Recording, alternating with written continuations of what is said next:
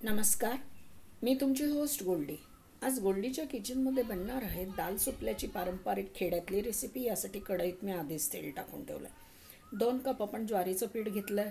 1 cup आपण चणा डाळ पीठ घेतलं, ही मोहरी, त्यानंतर हिंग, हळद, लाल तिखट, भाजलेल्या मेथीची पावडर, मीठ, तीळ, कोथिंबीर, गरम मसाला, चिंचेची चटणी, लसूण, जिरं आणि ओला नारळ हे या रेसिपीची जान आहे. हे आपण मिक्सरमधनं दळून आणलं आहे.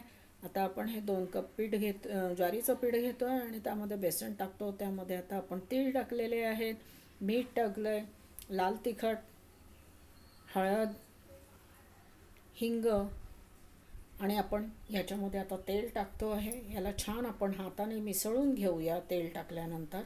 आणि हे भिजवून नरम कणकीसारखं आता मी दिव्याच्या आकाराचे सुपले केले. तेलामध्ये मोहरी टाकलेली आहे, हिंग टाकलेला आहे, त्यानंतर भाजलेल्या मेथीची पावडर, लाल तिखट मसाला आणि आता हे वरण यामध्ये टाकूया. वरण शिजवताना मी यामध्ये हळद, हिंग, मीठ, तेल असं टाकून शिजवलं होतं. तूर, मसूर आणि मुगाचं वरण होतं.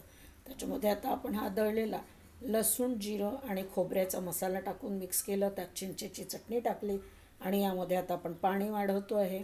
पाणी वाढवलं म्हणून मीठही टाकतो आहे.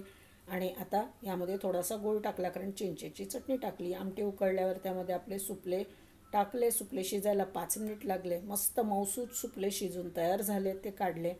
सुपल्यावर आणि कढईतल्या सुपल्यावर छान कोथिंबीर टाकली. अतिशय पौष्टिक रेसिपी तयार झाली आहे. रेसिपी आवडली असेल तर लाईक, सबस्क्राईब, शेअर करा. ही ग्लुटन फ्री रेसिपी आहे. जिमवाल्यांनाही चालते. नेहमीचा फंडा बनवा, खा, खिलवा. तुमच्या गोल्डीला मस्त मस्त कॉमेंट पास करा आणि एन्जॉय करा.